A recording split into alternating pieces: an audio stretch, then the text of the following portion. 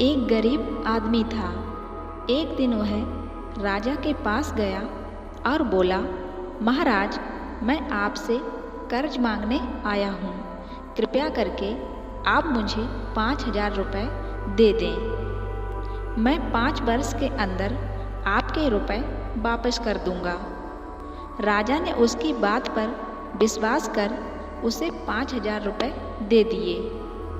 5 वर्ष बीत जाने के बाद भी जब उस आदमी ने राजा के 5,000 रुपये नहीं लौटाए, तब राजा को मजबूरन उसके घर जाना पड़ा। लेकिन वहाँ वह व्यक्ति नहीं मिला। जब भी राजा वहाँ जाता तो बहाना बनाकर उसे वापस भेज दिया जाता था। एक दिन फिर राजा उस आदमी के घर गया।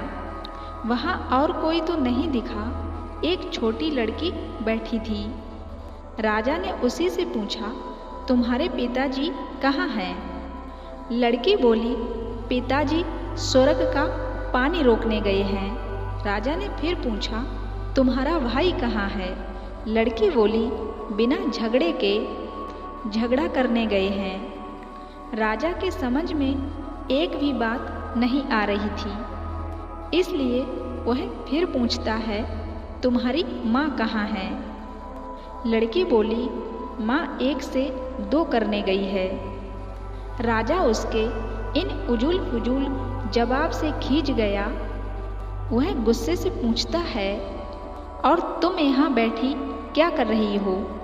तो लड़की हंसकर बोली, मैं घर बैठी संसार देख रही हूँ। राजा समझ गया कि लड़की उसकी किसी भी बात का सीधा जवाब नहीं देगी, इसलिए उसे अब उससे इन बातों का मतलब जानने के लिए प्यार से बतियाना पड़ेगा। राजा ने चेहरे पर प्यार से मुस्कान लाकर पूछा, बेटी, तुमने जो अभी अभी मेरे सवालों के जवाब दिए हैं, उनका मतलब क्या है? मैं तुम्हारी एक भी बात का मतलब नहीं समझ सका। तुम मुझे सीधे सीधे उनका मतलब समझाओ। लड़की ने भी हंसकर पूछा, अगर मैं सभी बातों का मतलब समझा दूं, तो आप मुझे क्या देंगे? राजा के मन में सारी बातों को जानने की तीव्रता थी। वह बोला, जो मांगोगी वही दूंगा। तब लड़की बोली, आप मेरे पिताजी का सारा कर्ज माफ कर दोगे तो मैं आपको सारी बातों का अर्थ बता दूंगी। राजा ने कहा, ठीक है, मैं तुम्हारे पिताजी का सारा कर्ज माफ कर दूंगा। अब तो सारी बातों का अर्थ समझा दो। लड़की बोली, महाराज, आज मैं आपको सारी बातों का अर्थ नहीं समझा सकती। कृपा करके आप कल आना, कल मैं जरूर बता दूंगी। राजा अगले दिन फिर उस आदमी के घर गया। आज वहाँ पर सभी लोग मौजूद थे। वह आदमी, उसकी पत्नी, बेटा और उसकी बेटी भी। राजा को देखते ही लड़की बोली, महाराज, आपको अपना वचन याद है ना? राजा बोला, हाँ, मुझे याद है। तुम अगर सारी बातों का अर्थ बता दो तो मैं तुम्हारे पिताजी का सारा कर्ज माफ कर दूंगा। लड़की बोली, सबसे पहले मैंने यह कहा था कि पिताजी स्वर्ग का पानी रोकने गए हैं। इसका मतलब यह था कि वर्षा हो रही थी और हमारे घर की छत से पानी टपक रहा था, तो पिताजी पानी रोकने के लिए छत बना रहे थे। यानी वर्षा का पानी आसमान से ही गिरता है, और हम लोग तो यही मानते हैं कि आसमान में ही स्वर्ग है। बस पहली बात का अर्थ यही है। दूसरी बात मैंने कही थी कि भैया बिना झगड़ा के झगड़ा करने गए हैं। इसका मतलब यह था कि वे रेंगनी के कांटे को काटने गए थे। अगर कोई भी रेंगनी के कांटे को काटेगा तो उसके शरीर में जहाँ तहाँ कांटा गड़ ही जाएगा। यानी झगड़ा नहीं करने पर भी झगड़ा होगा और शरीर पर खरोंचें आएंगी। राजा उसकी बातों से सहमत हो गया। वह मन ही मन उसकी चतुराई की प्रशंसा करने लगा और उसने पूछा, तीसरी चौथी बात का मतलब बताओ बेटी। तो लड़की बोली, महाराज, तीसरी बात मैंने कही थी कि माँ 1 से 2 करने गई है। इसका मतलब था कि माँ अरहर दाल को पीसने यानी उसे 1 से 2 करने गई है।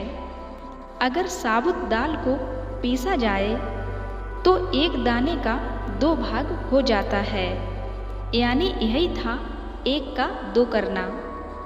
और रही चौथी बात, तो उस समय मैं भात बना रही थी और उसमें से 1 चावल निकाल कर देख रही थी कि भात पूरी तरह से पका है या नहीं। इसका मतलब है कि मैं चावल देख रही थी कि चावल पूरी तरह से पका है या नहीं, अर्थात चावल के संसार को मैं घर बैठे ही देख रही थी। यह कहकर लड़की चुप हो गई। राजा सारी बातों का अर्थ जान चुका था। उसे लड़की की बुद्धिमानी भरी बातों ने आश्चर्य में डाल दिया। फिर राजा ने कहा, बेटी, तुम तो बहुत चतुर हो, पर एक बात समझ में नहीं आई कि यह सारी बातें तुम मुझे कल भी बता सकती थी, फिर तुमने मुझे आज क्यों बुलाया है? तो लड़की हंसकर बोली, मैं तो बता ही चुकी हूँ कि कल जब आप आए थे तो मैं भात बना रही थी। अगर मैं आपको अपनी बातों का मतलब समझाने लगती तो भात गीला हो जाता या फिर जल जाता, तो माँ मुझे जरूर पीटती। फिर घर में कल कोई भी नहीं था।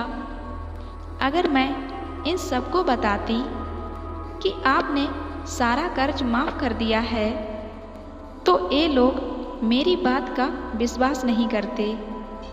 आज स्वयं आपके मुंह से सुनकर कि आपने कर्ज माफ़ कर दिया है, जहां इन्हें इसका विश्वास हो जाएगा वहीं खुशी भी होगी। राजा लड़की की बात सुनकर बहुत ही प्रसन्न हुआ।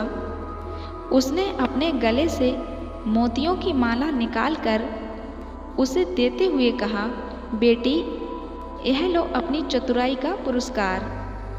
तुम्हारे पिताजी का कर्ज तो मैं माफ़ कर ही चुका हूँ। अब तुम्हें या तुम्हारे घर वालों को मुझसे बहाना नहीं बनाना पड़ेगा। अब तुम लोग निश्चिंत होकर रहो। अगर फिर कभी किसी चीज़ की ज़रूरत हो तो बेझिझक होकर मुझसे कहना। इतना कहकर राजा लड़की को आशीर्वाद देकर चला गया। लड़की के परिवार वालों ने उसे खुशी से गले लगा लिया और सब हंसी खुशी से रहने लगे। दोस्तों, कहानी कैसी लगी कमेंट करके ज़रूर बताना। कहानी अगर अच्छी लगी हो तो प्लीज़ मेरे चैनल को सब्सक्राइब ज़रूर कर देना और बेल आइकन को प्रेस करके ऑल पे क्लिक कर देना, जिससे कहानी की नोटिफिकेशन आपको जल्दी से मिल जाए। और वीडियो को लाइक शेयर ज़रूर करना।